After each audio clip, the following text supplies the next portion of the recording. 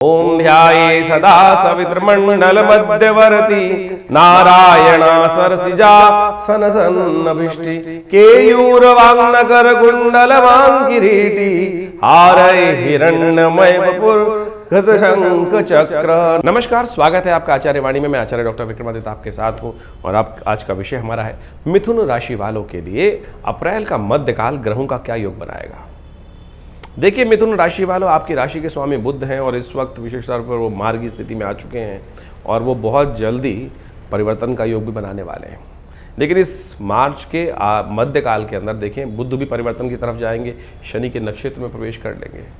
इसके साथ साथ शुक्र महाराज भी मार्गी होते दिखाई दे रहे हैं, सूर्य राशि परिवर्तन का योग बना रहे हैं। तो ये सारे के सारे परिवर्तन बहुत महत्वपूर्ण योग आपके लिए बना रहे हैं और ऐसे में विशेष तौर पर यह समय जो है सूर्य का एक महत्वपूर्ण परिवर्तन का योग जो बनता दिखाई दे रहा है वो आपके लिए बहुत महत्वपूर्ण उच्च के होने जा रहे हैं। सूर्य इन दिनों आपकी राशि के दृष्टिकोण से देखिए कहाँ चल रहे थे, दशम भाव में। शनि से पीड़ित थे, राहु से पीड़ित होकर चल रहे थे और अब वो जा रहे हैं लाभ वाले स्थान में और ऐसे में उच्च के हो जाएंगे। तो यह स्थिति आपके लिए बड़ी अनुकूल बनती दिखाई दे रही है। ये ग्रहों का योग ऐसा है कि इसमें सही मार्ग यदि आप पकड़ लें तो आपके लिए बहुत अनुकूल परिस्थितियां बनने के योग बनते दिखाई देंगे, खासतौर पे ऐसे में योग। लेकिन सही दिशा आप पकड़ लें, क्योंकि सही दिशा पकड़ने वाले जो ग्रह होते हैं वो मंगल होते हैं और वो कमज़ोर चल रहे हैं और वो आपको सही दिशा में पुरुषार्थ करने दे नहीं रहे हैं।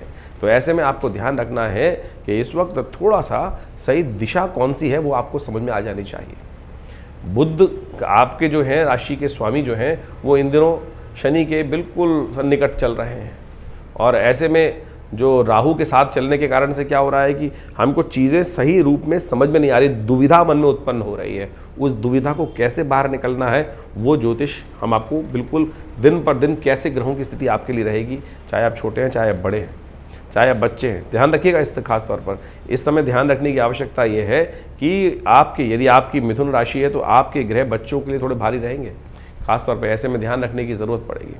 यदि आप व्यवसाय करते हैं तो खास तौर पे ध्यान रखना कि व्यवसाय में इस वक्त थोड़ा सा जटिलता परेशानी के योग बनते दिखाई देंगे आपकी राशि के दृष्टिकोण से। पारिवारिक दृष्टिकोण से शांत रखना पड़ेगा माहौल को, क्योंकि शनि महाराज की पूर्ण दृष्टि इस वक्त परिवार पर पड़ रही है, व्यवसाय पर पड़ रही है, नौकरी वाले भाव पर स्वयं राहु महाराज के साथ शनि बैठे हुए हैं। तो ऐसे में बहुत सोच समझ कर कुछ खास उपाय करने की ज़रूरत है। बाई चांस अप्रैल के अंदर एक ऐसा मुहूर्त बन रहा है मध्य अप्रैल के अंदर कि जिसमें एक दिन एक उपाय एक क्षण, जी हाँ बिल्कुल ऐसा परिवर्तन योग बना सकता है कि पूरे वर्ष के लिए आपको रक्षा कवच देते हैं। और इस विशेष तौर पर बैसाख और जेठ अभी जो महीने आने वाले हैं इनमें ऐसे बहुत सारे मुहूर्त आएंगे। यदि एक इन मुहूर्तों में आप उपयोग कर लें तो ये नेगेटिव ग्रह आपका कुछ नहीं बिगाड़ पाएंगे। ऐसे में कौन से खास दिन, कौन से खास उपाय जो शास्त्र में वर्णित है, शोध का विषय है, उनको आप समझ लें तो बहुत अच्छा आपके लिए लाभ का योग बन सकता है। यही हम इस कार्यक्रम के माध्यम से आपको बताने वाले हैं। सबसे पहले बात कर लेते हैं 11 अप्रैल शुक्रवार का अवसर, चतुर्दशी तिथि है और इस दिन ग्रहों का परिवर्तन देखें तो चंद्रमा, बुध, ये सब परिवर्तन का योग बना रहे हैं। बृहस्पति के साथ गजकेसरी योग का निर्माण हो रहा है। गजकेसरी योग जैसे बोला जाता है ना कि बहुत सुंदर योग होता है, राजयोग होता है एक तरह से, उसका निर्माण हो रहा है, गोचर में निर्माण हो रहा है और वो आपके लिए रास्ता खोलता दिखाई दे रहा है। किस तरफ से आपको लाभ होगा ये भी हम आपको बता देते हैं। तो समझे विशेष तौर पर ग्रह नक्षत्रों के दृष्टिकोण से सामने का चतुर्दशी का योग है चैत्र की मास में और शुक्रवार के दिन ये योग बन रहा है। तो इसका लाभ कैसे मिलेगा, ग्रह नक्षत्रों के दृष्टिकोण से आपके लिए ग्रहों का योगायोग जो दिखाता है वो कहीं ना कहीं अनुकूल परिस्थिति दिखा रहा है। बृहस्पति महाराज जो आपकी राशि से 12वें भाव में बैठे हुए हैं और चंद्रमा पर चतुर्थ भाव में दृष्टि डाल रहे हैं, ये कहीं ना कहीं पॉजिटिव रिजल्ट लाने के पूरे योग बना रहे हैं। दशम में भाव में बैठे हुए बुध जो है वो शनि के नक्षत्र में प्रवेश करते दिखाई दे रहे हैं, चीज़ों को ऑर्गेनाइज करने की तरफ आपको रास्ता दिखाएंगे क्योंकि मार्गी हो चुके हैं अब। ऐसे में थोड़ा बुद्ध को शक्ति देने का आपको प्रयास करना चाहिए। अच्छा होगा कि शिव का अभिषेक थोड़ा सा आप दही से करने का प्रयास करें, माखन मिश्री का भोग भगवान कृष्ण के मंदिर में लगाने का प्रयास करें। ये बुद्ध को ठीक करने का उपाय है, तो उसको करेंगे तो बहुत सुंदर स्थितियाँ आपके लिए बन सकती हैं, लाभ की स्थिति आपके लिए बन सकती हैं। माखन मिश्री का थोड़ा सेवन कर लें। अब बहुत सारे लोग कहेंगे भाई हम तो डायबिटीज़ के मरीज हैं। देखिए इस बात का ध्यान रखें, देसी खांड और माखन का प्रसाद ग्रहण करना ये कहीं भी डायबिटीज़ को नहीं बढ़ाएगा, ये कहीं ना कहीं भगवान के प्रसाद रूप है। अब ये थोड़ी कि चम्मच भर के खाना है, निमित्त मात्र भी खा लीजिए और एक हमने विवेकानंद अपने हॉस्पिटल के अंदर इसको एनालाइज करके देखा कि यदि हम अपने शरीर से बिल्कुल फैट निकाल दें, बिल्कुल जो तथाकथित तौर पे आज सो कॉल्ड बहुत सारी डॉक्टर साहब ने ऐसा थोड़ी कहा कि बिल्कुल बंद कर दो, अगर खाओगे नहीं तो फिर कैसे स्थिति चलेगी। हमें और बहुत सारे और चीज़ों में फ़र्क बहुत है जीवों के अंदर। तो आज जो स्थितियाँ लोग बताते हैं वो बड़ी विचित्र स्थिति उत्पन्न कर देते हैं कि आज की तारीख में जैसे दूध के बारे में कहा गया है, दूध को हमारे शास्त्रों में अमृत कहा गया है, लेकिन कुछ हैं जो सोशल मीडिया इन्फ्लुएंसर हैं, कुछ बोलते हैं कि दूध जो है वो बछड़े के पीने के लिए, आदमी के पीने के लिए नहीं है। अरे हमारा शास्त्र प्रमाण है, भगवान शिव के लिए कामधेनु गाय की उत्पत्ति की थी ब्रह्मा जी ने, और भगवान शिव ने जब दूध पिया तो हम उनके भक्त हैं, तो उनके लिए क्या दिक्कत है। तो आज जो तथाकथित तौर पर कुछ लोग अनर्गल प्रलाप कर रहे हैं, आपके मन में दुविधा डाल रहे हैं, तो आप शास्त्र के दृष्टिकोण से प्रमाणित बातों को समझने का प्रयास करें। गाय का दूध अमृत है और हर एक को पीना चाहिए। उसी से निकला हुआ मक्खन आपका उपाय दे रहा है, डायबिटीज़ नहीं बढ़ाएगा, थोड़ा सा सेवन करना आपके लिए बहुत पॉजिटिव रहेगा। मैंने खुद अपने हॉस्पिटल में एनालाइज करके देखा, जिन पेशेंट को बहुत ज़्यादा एंजाइटी डिसऑर्डर्स थे, बहुत सारा ब्लड प्रेशर का, थोड़ा बहुत मक्खन जो दिया, उस बाकी जो तेल बंद कर दिए, मक्खन का शुद्ध उपयोग कराना शुरू किया, उससे पॉजिटिव रिजल्ट आए, नेगेटिव रिजल्ट नहीं आए। गाय का शुद्ध हल्का बहुत मक्खन देने से पॉजिटिव रिजल्ट प्राप्त होते हैं। आपके तो ग्रह का उपचार हो रहा है, तो इसको आज समझ लीजिए, अच्छा रहेगा आपके लिए। बात कर लेते हैं 12 तारीख की। 12 तारीख शनिवार का अवसर, पूर्णिमा तिथि है इस दिन, सत्यव्रत है और साथ साथ बहुत विशेष योग, हनुमान जयंती का योग है। यह हनुमान जयंती है। देखिए आप, हनुमान जी ने क्या कहा था, जो हनुमान जी ने क्या किया, कब कि सबसे श्रेष्ठ काम क्या किया, हनुमान जी ने शनि को दासत्व से मुक्त किया। बस शनिवार के दिन हनुमान जयंती पड़ रही है। और इस वक्त आपकी राशि के दृष्टिकोण से देखें तो शनि महाराज आपके लाभ वाले स्थान, जो दशम भाव, कार्य सफलता वाले स्थान में चल रहे हैं, और वह कहीं ना कहीं आपकी सफलता पे अंकुश लगाकर बैठ गए हैं। नहीं होने दूंगा काम। आप शनि की जिद पकड़ ली तो कौन सुधारेगा शनि को, किसी के बस के नहीं है। शनि तो अपने पिताजी की नहीं सुधरे, पिताजी की नहीं सुने, गुरु के नहीं, जिनके गुरु बनने गए उनकी नहीं सुने, तो शनि किसकी मान सकते हैं। शनि तो अपने धर्म, अपने चाल पे चलने वाले हैं, कर्म से ही प्रसन्न होने वाले हैं। इस वक्त कर्म सही करना है आपको। लेकिन हनुमान जी को उन्होंने आशीर्वाद दिया था कि जो आपका भक्त होगा उनके सब जुर्म माफ। हनुमान जी को प्रसन्न कर लीजिए। इस दिन हनुमान जयंती है, तो शनिवार के दिन पड़ रही है, और आपके शनि तो अभी 2.5 साल यहाँ तांडव करने वाले हैं। तो आपको क्या करना है, आपको खास तौर पर सुंदरकांड का पाठ, हनुमान चालीसा का पाठ, हनुमान जी को चोला, बस यही पकड़ लीजिए। हनुमान जी के चरण यदि आपने पकड़ लिए तो ये 2.5 साल आपके आसानी से निकल जाएंगे। समस्त कष्ट हनुमान जी हर लेंगे। शनि का वाक्य है, फिर कैसे, या तो शास्त्र को मानो या शास्त्र को बिल्कुल इग्नोर कर दो, फिर ज्योतिष को मानने की ज़रूरत क्या है। तो इस बात को समझे। हमने विवेकानंद योग आश्रम में इसी शुभ योग को समझते हुए इस दिन यहाँ पर आश्रम पर सुंदरकांड का पाठ रखा है। पीताम्बरा पीठ पर दिल्ली में विवेकानंद योग आश्रम में भगवती के सानिध्य में, माँ भगवती के सानिध्य में सुंदर रूप से सुंदरकांड का पाठ रहेगा। हनुमान जी को स्वर्ण का चोला चढ़ाया जाएगा। हेम शैलापदेम, जिसको कहा था हनुमान जी की स्वर्णिम कांति, जो सुंदर रूप से हनुमान जी को बिल्कुल आनंद भाव से हनुमान जी का यज्ञ रहेगा। उस दिन हनुमान जी के मंत्रों का यज्ञ रहेगा, हनुमान जी का अभिषेक रहेगा, हनुमान जी पे चोला चढ़ेगा, हनुमान जी को सोने स्वर्ण का चोला, 100 मणि का भोग, ये सुंदर कार्यक्रम रहेगा। तो हनुमान जी को मनाएं, सदा सुख पाएं। तो इस बात को ध्यान रखते हुए कार्य करें। आपके तो ग्रह को अनुकूल करने का रास्ता है, जहाँ भी बैठे हैं वहाँ स्वयं करने का प्रयास कीजिए। और विवेकानंद योग आश्रम में यदि आप स्वयं जुड़ना चाहते हैं तो इस कार्यक्रम में भाग ले सकते हैं। व्यवस्थाएं जानने के लिए फ़ोन पर संपर्क साध लीजिए। तो ग्रह नक्षत्रों के दृष्टिकोण से हमने कहा गज केसरी योग का निर्माण है, आपके लिए बड़ा अनुकूल है। 13 तारीख का दिन, रविवार का दिन, इस दिन बहुत परिवर्तन का योग है। इस दिन वैशाख का महीना आरंभ हो रहा है, और वैशाख का महीना संक्रांति का योग, सूर्य जा रहे हैं मेष राशि में, उच्च के होने जा रहे हैं, और शुक्र मार्गी होने जा रहे हैं। मास परिवर्तन होने जा रहा है। रविवार के दिन योग बन रहा है, हृदय नाम का योग बन गया, और ये बहुत शुभ योग है। इस दिन चंद्रमा परिवर्तन की तरफ जा रहे हैं। आपकी राशि के दृष्टिकोण से यदि हम बात करें तो चंद्रमा का जो परिवर्तन है वो आपके लिए बहुत अनुकूल रहने वाले। आने वाले 3-4 दिन आपके लिए पॉजिटिव रिजल्ट्स देने के रास्ते बनाएंगे बहुत सुंदर तरीके से। मस्त होकर काम करें, कोई दिक्कत नहीं है। भगवान सूर्य आपके लिए बड़े अनुकूल होने जा रहे हैं, लाभ के मार्ग को प्रशस्त करते दिखाई दे रहे हैं। ऐसे में गौ सेवा, जानवरों की सेवा, जीवों की सेवा, बस ध्यान रखिएगा, नॉनवेज मत खाइएगा। ऐसे में इस पूरे मास में एक बात ध्यान रखनी है, किसी भी प्रकार से नॉनवेज का सेवन यदि होगा, आपके द्वारा कोई जीव हत्या हुई तो बस आपके ग्रह और खराब हो जाएंगे। जीव सेवा करने का प्रयास कीजिएगा, ये सूर्य आपका खास तौर पे बता रहा है आपको। तो इस बात का ध्यान रखते हुए कार्य करने की ज़रूरत है। आपके लिए ग्रह अनुकूल इस प्रकार तभी होंगे आपके लिए। सूर्य का लाभ चाहते हैं, लाभ के स्थान में जा रहे हैं सूर्य महाराज, ये आपको खासतौर पर, नहीं तो आपके बच्चों पर नेगेटिव असर ये ग्रह दिखाता दिखाई देगा। इस बात का थोड़ा ध्यान रखते हुए कार्य करें। और हमने विवेकानंद योगाश्रम में इस दिन हृदय नाम का योग निर्माण है, इसलिए गायत्री का यज्ञ और नवग्रह शांति महायज्ञ रखा है। सुबह 8 बजे से लेकर 11 बजे तक यज्ञ रहेगा। आप स्वयं उसमें भाग ले सकते हैं, रजिस्ट्रेशन कराने के लिए फ़ोन करके लाभ ले सकते हैं। इस दिन शुक्र का मार्गी होना बहुत महत्वपूर्ण है। यह आपको विशेष तौर पर ऑपोजिट सेक्स से लाभ देने के योग बनाएगा कुछ दिनों में। खास तौर पर जो ऐसा योग बन रहा है कि जो बहुत सारे लोग अपोजिट जो हैं आपसे, आप आदमी हैं तो स्त्रियां, आप स्त्री हैं तो आदमी लोग आपसे इम्प्रेस होकर आपके बहुत सारे कार्यों को लाभ देने के योग बना सकते हैं। लेकिन फिर भी आपको शनि को और राहु को तो मनाना ही पड़ेगा। आपका दिमाग इस वक्त सही नहीं चल रहा है, ग्रह नक्षत्रों के दृष्टिकोण से थोड़ा ट्यूबलाइट की तरह काम कर रहा है, विचार नहीं सही दिशा आ रहे हैं। तो ऐसे में आपको आवश्यक है कुछ खास उपाय किए जाए। तो ऐसे में संक्रांति का दिन है, इस दिन अवश्य गायत्री का यज्ञ करें। गायत्री की प्रेरणा से कहा गया ना, जो मंत्र में कहा गया है कि भगवान सूर्य की उपासना करते हैं, गायत्री की उपासना करते हैं, हमको सही दिशा दिखाने का माँ भगवती प्रयास करें। तो यही वो उपाय है, इसको करेंगे तो लाभ होने के योग बनेंगे।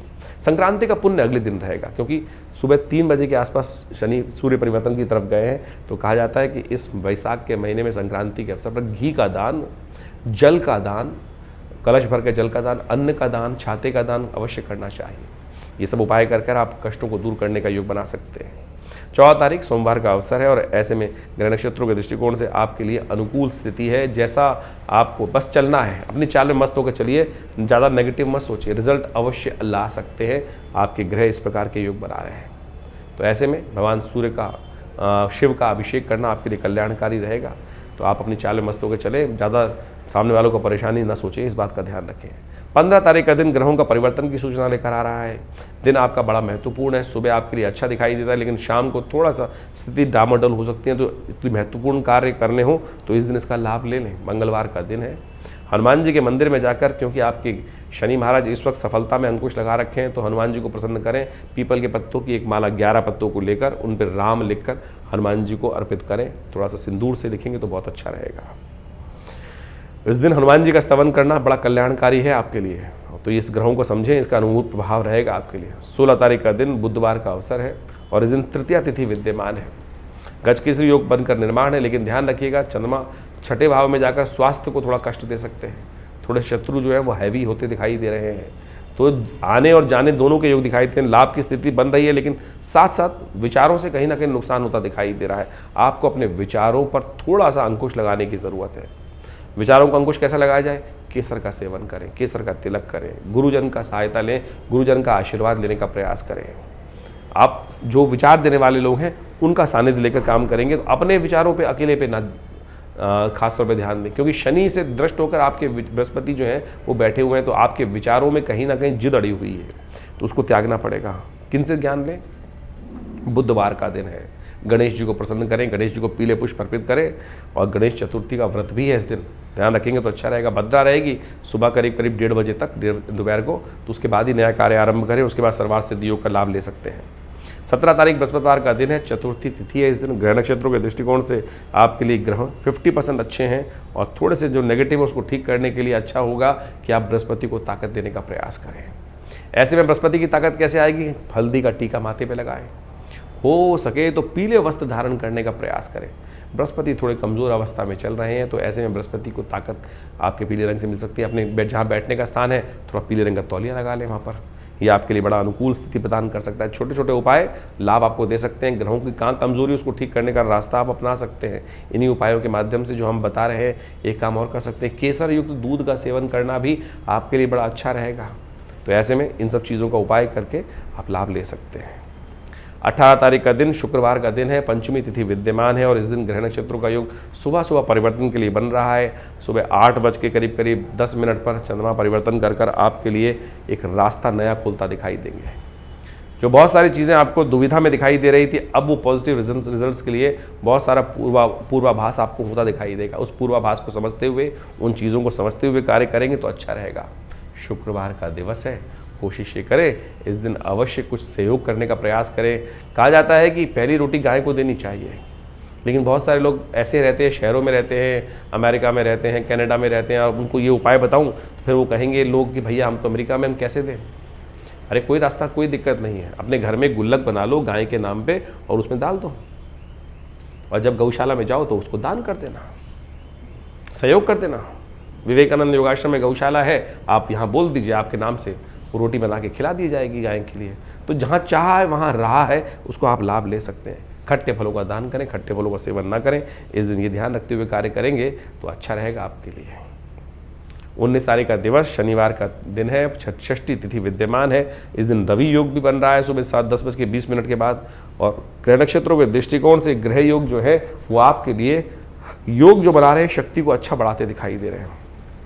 लेकिन शनि की दृष्टि चंद्रमा पर पड़ने के कारण से मन कहीं ना कहीं अभी भी शंकाओं में ग्रसित होता दिखाई दे रहा है। इस शंका का निवारण करना बहुत ज़रूरी है, और इस शंका का निवारण जो होगा शनि के उपाय से होगा। तो कोशिश करें उड़द का दान करें, शनि के मंत्र का जप करें। एक मुद्रा बताते हैं आपको, ये मुद्रा है शनि की, और ये आकाश मुद्रा है, आपके दिमाग का बल्ब जला देगी। कहा जाता है कि इस मध्यमा उंगली से जब अंगुष्ठ जब तिलक लगाते हैं तो ये क्या पुष्टिदायक हो जाती है। तो आप कोशिश करें इसी मुद्रा को कर कर शनि के मंत्र का जप करें, ओम प्रांग प्रींग प्रोंग से शनिश्चराय नमः। हम केवल नग को धारण करने के लिए बहुत सारी चीज़ें कर लेते हैं, पैसे खर्च करने के लिए। ये निःशुल्क उपाय है, बिना पैसे के उपाय है। ये आकाश मुद्रा शास्त्रोक्त है। ये बृहस्पति की उंगली है, शनि की उंगली है, सूर्य की उंगली है, बुद्ध की उंगली है। और ये जो इस प्रकार से ये आकाश मुद्रा है शनि के नेगेटिव प्रभावों को ठीक करने के लिए, बिना किसी पैसे के, बिना किसी बाह्य चीज़ की, बिना कोई बताए हुए यदि तब भी कर लेंगे तब भी ये शनि को आपके लिए धीरे धीरे उसकी शक्ति को नेगेटिव हटाकर पॉजिटिव करना शुरू कर देगी आपके लिए। कर लीजिए, लाभ होगा। 20 तारीख रविवार का दिन है, ग्रह नक्षत्रों का योग आपके लिए महत्वपूर्ण परिवर्तन की तरफ जा रहा है, और दिन आपके लिए अच्छा अनुकूल दिखाई दे रहा है, और आने वाले समय में उसका लाभ प्राप्ति के योग आपके लिए अच्छे बनते दिखाई देंगे। सर्वार्थ सिद्ध योग रहेगा इस दिन। नए कार्यों का आरंभ करने के लिए दिन अच्छा दिखाई देता है, इसका लाभ लेंगे। इसके साथ साथ अपनी जन्मपत्री को भी समझने का प्रयास करना चाहिए। ये तो गोचर के अनुसार से हम प्रभाव दिखाते हैं, संसार के हिसाब से समझ में आता है 12 भावों, लेकिन आपकी अपनी जन्मपत्री में दशाएं कौन सी चल रही हैं। आपकी जन्मपत्री जो है वो ये दिखाती है कि आपका खेत किस प्रकार से, अब यूरिया डालना है, गोबर की खाद डालनी है, या कौन सी खाद डालनी है, किस समय में किसकी आवश्यकता है, तो वो तो उस जमीन को चेक करके ही पता चलता है ना। तो आपकी जन्मपत्री, आपकी राशि, आप जब पैदा हुए तो उस समय क्या थी आपकी स्थिति, कौन से कर्म आपने पूर्वाभास किए थे, आगे आने वाले कर्म किस प्रकार से आपके होंगे, तो ये सब चीज़ें समझने की आवश्यकता है। गोचर का प्रभाव, अब गोचर ऐसे समझ लीजिए कि एक खेत है, वो 100 खेत बने हुए हैं आसपास, बारिश सबके लिए हुई, लेकिन एक के लिए अच्छी हुई, एक के लिए नुकसान दे गई, तो ये भाग्य का खेल है। तो आपकी जन्मपत्री मूल रूप से किस प्रकार की बड़ी हुई है उसको अच्छे से एनालाइज कर फिर गोचर का प्रभाव समझना चाहिए। ओवरऑल गोचर का प्रभाव आपकी राशि के दृष्टिकोण से कैसा रहेगा, लग्न के दृष्टिकोण से कैसा रहेगा, वो तो हमने आपको समझाने का प्रयास ही किया है। वैशाख का महीना अभी चल रहा है, और इस वैशाख के महीने का शास्त्र में अद्भुत महत्व कहा गया है। इस महीने को जिस प्रकार से कार्तिक का महात्म शास्त्र में बताया गया है, उसी प्रकार से इस महीने का भी माधव का महीना माना जाता है। भगवान विष्णु की सुंदर उपासना करने का वैसे ये सब सुंदर अवसर कहा जाता है। कहा जाता है कि इस महीने में जितना दान पुण्य इत्यादि किया जाए, स्नान किया जाए, वैशाख के स्नान का भी बड़ा अद्भुत महत्व शास्त्र में वर्णित है।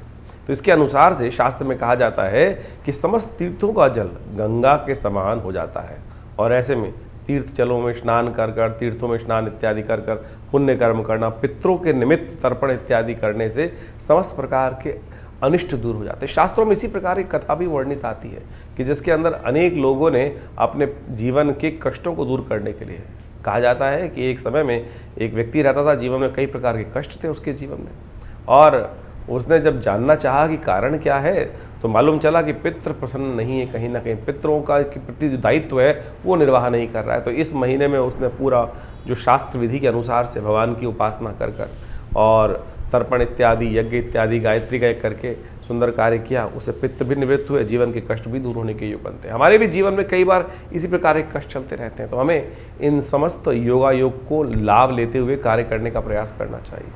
और वैशाख का महीना तो खासतौर पर भगवान विष्णु को प्रसन्न करने का अद्भुत महीना, जैसा हमने शास्त्र में जो बातें हैं उसको बताई आपको। इन्हीं में परशुराम जयंती, कूर्म जयंती और भगवान बुद्ध की जयंती, अनेक प्रकार की जयंतियों का भी सुंदर समावेश इस मास में किया जाता है।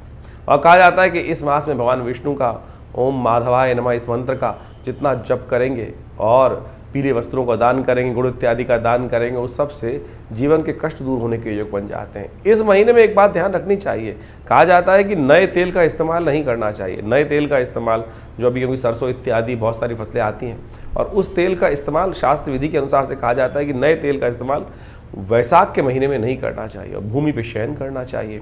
और जितना हो सके एक दिन एक समय में भोजन आहार लेते हुए अपने पितरों के तर्पण इत्यादि कष्ट जीवन से निवृत्त करने के लिए भगवान विष्णु के ओम नमो नारायणाय इति मंत्र जप करते हुए कार्य करने का प्रयास करना चाहिए। इन दिनों ग्रहों का योगा योग भी बड़ा विचित्र बना हुआ है। चतुर्ग्रही योग लगातार चल रहा है। सूर्य परिवर्तित हो जाएंगे मास के मध्यकाल में, उसके बाद फिर चतुर्ग्रही योग, पहले 5 ग्रही योग चल रहा है, फिर चतुर्ग्रही योग बनकर चलेगा। ये चतुर्ग्रही योग बड़ा प्रलंकार योग माना जाता है। इसके कारण से देखा जाता है कि कई बार प्रकृति में अप्रत्यक्ष घटनाएं घटती हैं, रोष बढ़ जाता है। और इस वक्त शनि के साथ राहु और बुध और शुक्र की युति जिस प्रकार से चल रही है, नीति कुनीति के मार्ग लगातार चल रहे हैं। और आप देख ही रहे हैं कि पूरे विश्व में कहीं ना कहीं हर कोने में, चाहे भारत हो चाहे विदेश में, कहीं ना कहीं उठापटक के योग लगातार चल रहे हैं। और ऐसे में ये स्थितियाँ थोड़ी कहीं विकट हो जाए, कोई जरूर ऐसा योग बन रहा है कि विकटता की तरफ स्थिति जा सकती है। तो ऐसे में विशेष तौर पर ध्यान रखते हुए कार्य करना चाहिए। इन दिनों लगातार काफ़ी वर्षों से आप देखें ये स्थिति चल रही है। कारण क्या है? कारण है उसका एक और, यदि इस्लाम के अनुसार से देखा जाए, ज्योतिष हर चीज़ को काल गणना के अनुसार से देखती है। हाजरी संवत के अनुसार से 14वीं सदी चल रही है, और 14वीं सदी जो वर्णन किया जाता है कि वो एक धर्म एक पंथ के लिए बहुत ज़्यादा हानिकारक है। और कहा जाता है कि जितना इस वक्त आघात लगातार कुरीतियों पर हो रहा है, शायद उससे पहले कभी नहीं हुआ। इससे ज़्यादा यदि आप लगातार देखें कि एक पंथ की, विशेष धर्म की जो कुरीतियाँ हैं उसके ऊपर लगातार आघात चल रहा है। और इसी कारण से वहाँ पर पूरे विश्व में लगातार जो स्थिति बनी हुई है, अशांति की स्थिति, ये भी एक कारण है। और साथ साथ हमारे यहाँ काल गणना के अनुसार से बीसी कही जाती है।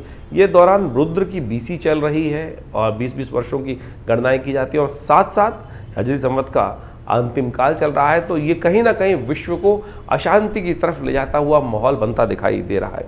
ऐसे में विशेष तौर पर हमको ध्यान रखना चाहिए। और इस वर्ष 2082 का जो हम काल गणना आपको कुछ दिन बताई, संवत 2082 जो आरंभ हुआ, बहुत सारे लोगों को इस बारे में भ्रांति आती है कि साल 2082 नहीं है साहब, संवत 2082 की बात करें, विक्रम संवत 2082 जो भारतीय काल गणना का वर्ष है, जो सिद्धार्थी नाम से संवत आरंभ हुआ है। उसका राजा सूर्य है, और सूर्य जब राजा बन जाते हैं, मंत्री भी राजा पद सूर्य के पास है, तो कहा जाता है कि गर्मी का विकराल पर्व, अग्निकांडों का विशेष योग पूरे वर्ष बनता रहेगा। तो देखिए, जब से ये वर्ष आरंभ हुआ है, जगह जगह अग्नि की घटनाएं लगातार बढ़ती चली जा रही हैं। तो ऐसे में हमको थोड़ा सा ध्यान रखते हुए कार्य करने का प्रयास करना चाहिए। योगा योग जिस प्रकार के बन रहे हैं वो कहीं ना कहीं नेगेटिव तरफ, अशुभता की तरफ ले जाते दिखाई दे रहे हैं। प्राकृतिक आपदाओं का, ये चतुर्ग्रही योग है, प्राकृतिक आपदाओं का योग भी बोला जाता है। और जब से ये योग बना है, देखें भारत के, विश्व के कितने कितने भागों में भूकंप, प्राकृतिक आपदाएं, बाढ़ इत्यादि के, तूफान इत्यादि के योग लगातार बनते दिखाई दे रहे हैं। और सबसे बड़ा जो ये कुचक्र का योग जो है, ये कहीं ना कहीं विश्व में अशांति की तरफ ग्रह योग बनाता दिखाई दे रहा है। तो ऐसे में आप अपने भाग्य को सुदृढ़ करने के लिए जो आपको ग्रह गणना हमने बताई उसके अनुसार चलने का प्रयास करेंगे तो बहुत अच्छा रहेगा। ग्रह गणना विशेष तौर पर समस्त कष्टों को निवारण करने की तरफ जाती है। देखिए, काल, समय, जीवन जो है वो हमेशा परिवर्तन की तरफ जाता है। ऐसा कोई समय हो ही नहीं सकता कि जिसमें चीज़ें परिवर्तित ना हो, लेकिन परिवर्तन हमारे लिए शुभ हो जाए उसके लिए हमको कर्म करने की आवश्यकता है। जो हम कर्म करते हैं उससे हमारा भाग्य बनता है, और जो भाग्य हमें बनाने के लिए यदि कर्म अच्छा हो सकता है, समय खराब हो सकता है। ऐसे में जो अच्छे समय हैं उनको हमें ठीक करने के लिए विशेष तौर पर कई कार्यों को शुभ करने का प्रयास करना चाहिए। जो हमारे जीवन में भाग्य बनकर आया है, दुर्भाग्य बनकर आया है, वो हमारे कर्म से ही बना है। दुष्कर्म यदि अभी भी होंगे तो वो दुर्भाग्य को और बढ़ाने का प्रयास करेगा, और यदि शुभ कर्म होंगे तो आप मान के चले वो दुष्कर्मों को काटकर सौभाग्य का कहीं ना कहीं उदय करने के योग बना सकता है। तो इसलिए शास्त्र में जो कथाएं हैं वो हमको इस बात से अवगत कराती है कि हमको अपने जीवन में शुभ लगातार करने का प्रयास करना चाहिए, और लोगों को शुभ करने की तरफ प्रेरित भी करना चाहिए। यज्ञ इत्यादि, धर्म इत्यादि कार्य की तरफ कई बार क्या होता है कि एक बात समझे कि अगर हमने किसी व्यक्ति को गलत कार्य की तरफ प्रेरित कर दिया तो ये समझें उसके द्वारा कोई गलत कार्य किया गया, उसका कहीं ना कहीं उसका प्रभाव हम पर भी होगा। इसको प्रैक्टिकल समझ सकते हैं। अगर आपने कोई षड्यंत्र रचा है और वो षड्यंत्र जब पकड़ा गया, वो व्यक्ति उस षड्यंत्र में आप भी इन्वॉल्व थे, तो सरकार आपको भी पकड़ेगी। तो ऐसे ही समझे, कर्म का भाग्य का लेखा जोखा जो है उस परमात्मा तत्व से तो कभी छूट नहीं सकता। संसार में तो बहुत सारी चीज़ें छुप जाती हैं, लेकिन उस परमात्मा के प्रति, प्रकृति के प्रति तो किया गया कर्म कभी छुपता नहीं है।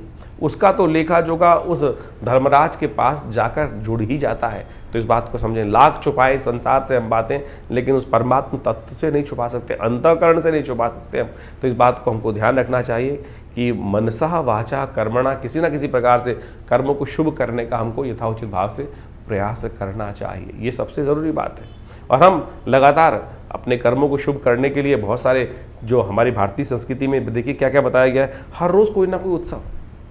हमारे ऋषि मुनि मूर्ख नहीं थे, बहुत चतुर थे, बहुत चतुर थे। उन्होंने संसारिक समस्याओं को जोड़कर इन शुभ कर्मों के लिए शुभ योगों का निर्माण किया, शुभ उत्सवों का निर्माण किया। कि व्यक्ति पांचों उंगलियां बराबर नहीं है, किसी की श्रद्धा किसी में है, किसी की श्रद्धा कहीं है, किसी की श्रद्धा कहीं है, तो किसी ना किसी प्रकार से वो शुभ कर्म की तरफ प्रेरित होता रहेगा, शुभ कर्म की तरफ लगा रहेगा। देखिए पुरानी कहावत है, खाली दिमाग शैतान का। जो खाली समय होगा, कुछ नहीं होगा, तो क्या करेगा व्यक्ति? गलत कार्य की तरफ प्रेरित होगा। और आज ये उत्सव है, आज दिवाली है, आज होली है, आज सावन है, आज पूर्णिमा है, कल अमावस्या है। तो ये जब उत्सव आते रहते हैं तो कहीं ना कहीं व्यक्ति सद्मार्ग की तरफ, देखिए अपनी श्रुति को ऊर्ध्वगामी बनाने के लिए लाख प्रयास करने पड़ते हैं, लेकिन यदि छोड़ दोगे तो वो नीचे की तरफ ही जाएगी, अधोगामी ही बनेगी। तो इसलिए हमारे संत महात्माओं ने इतने सुंदर उत्सवों का निर्माण किया। और जब भी हम बात कर रहे थे वैशाख के महीने में, तो एक से एक बढ़िया सुंदर उत्सवों का योगायोग बनकर चल रहा है। संक्रांति तो हर महीने आती ही आती है, तो इसमें वैशाख के महीने में भगवान परशुराम जी की जयंती, अक्षय तृतीया, जिस दिन कर्म करेंगे तो शुभ ही होगा, तो अक्षय फल प्राप्ति के योग बनेंगे। अशुभ करोगे तो अशुभ का अक्षय फल प्राप्त होगा, और शुभ करोगे तो शुभ का अक्षय फल प्राप्त होने के योग बन सकते हैं। कूर्म जयंती, अनेक प्रकार के सुंदर योग इस समय बनकर तैयार होंगे। कोशिशें करें, बड़ी श्रद्धा के साथ भगवान का स्मरण करने का प्रयास करें। हम विवेकानंद योगाश्रम में इन समस्त समयों में अलग अलग प्रकार के यज्ञ इत्यादि, नवरात्र के यज्ञ, जैसे अभी महावीर जयंती, हनुमान जयंती आएगी, उस पर सुंदर और कार्य चलते रहेंगे। तो इन सब यज्ञों का रविवार के दिन तो विशेष यज्ञ आश्रम पे रहता ही है, हर रोज़ नित्य प्रति 8 घंटे यज्ञ रहता है। आप भी इन यज्ञों में अपने आप को जोड़ सकते हैं और बहुत सारे शुभ कार्य। देखिए संसार में हम यज्ञ की तरफ प्रेरित क्यों करते हैं व्यक्ति को? क्योंकि हम दान करते हैं, पुण्य करते हैं, पता नहीं किसको दे रहे हैं, क्या वो क्या करेगा हमारे उस दान के, उस हमारे सहयोग का। तो इसलिए कोशिश करें हम भगवान के प्रति उस अन्न का समर्पण भगवान को ही करते हैं। द्रव्य यज्ञ जो है, जिसके अंदर आहुति दी, अन्न इत्यादि की, चावल इत्यादि की, घी इत्यादि की, वो भगवान को ही समर्पित कर दी, तो वो अग्नि के माध्यम से उस देवता तक पहुँच जाती है। तो क्या होगा? सबसे शुभ कर्म। तो तेरा तुझको अर्पण, क्या लागे मेरा। तो इस भाव को हमको ध्यान रखते हुए कार्य करने का प्रयास करना चाहिए। समय समय पर जो उत्सव रहते हैं उन सब के बारे में हम आपको अवगत कराते ही रहते हैं। तो आप भी जुड़िए संस्थान से, और हर रविवार को जो यज्ञ सामूहिक तौर पर यज्ञ होता है, वैसे तो नित्य प्रति यज्ञ होता है, रविवार वाले यज्ञ में सब लोग आकर उस यज्ञ में बैठ सकते हैं। सुबह 8 बजे से लेकर करीब करीब 11 बजे तक ये कार्यक्रम रहता है। माँ भगवती के दरबार में अपनी उपस्थिति दीजिए। माँ भगवती का जो सुंदर श्री विग्रह है उसके बारे में हमने कई बार आपको बताया है। ये 400-500 साल पुराना भगवती का दिव्य श्री विग्रह है जो हमारे आश्रम में विराजित है। माँ भगवती दुर्गा का दर्शन कर कर अपने जीवन में उनका कृपा, अपने जीवन में उनका आशीर्वाद लेने का प्रयास कीजिए, देखिएगा परिवर्तन होगा। जो लोग कहते हैं ना कि हमारा समय परिवर्तन की तरफ जाता ही नहीं, अरे परिवर्तन के लिए हम कर क्या रहे हैं? हम सपनों में संसार बुनने का प्रयास कर रहे हैं, विचारों में सपनों को बुनने का प्रयास कर रहे हैं। प्रत्यक्ष कर्म क्या कर रहे हैं? यदि प्रत्यक्ष कर्म सही रूप से करें, चाहे वो साधना हो, चाहे वो मंत्र जप हो, तो देखिएगा ऐसा हो नहीं सकता कि समय परिवर्तन की तरफ ना जाए। विचार शुभ रखते हुए हमको अपने आप को शुभ कर्म की तरफ प्रेरित करना चाहिए। यही कल्याण का मार्ग।